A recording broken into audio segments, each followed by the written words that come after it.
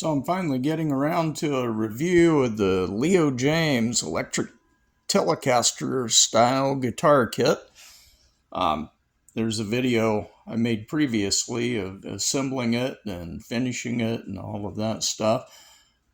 So I got it all put together. It plays pretty good. I put some different strings on it, and it's not bad at all. It stays in tune well. Took a little bit of effort setting it up. The main thing was filing the nut. I had to cut the slots pretty deep to get the action down at the neck, and then adjusted the neck and set the intonation, and it does pretty good for a $75 guitar. You really couldn't ask for it anymore. It's a nice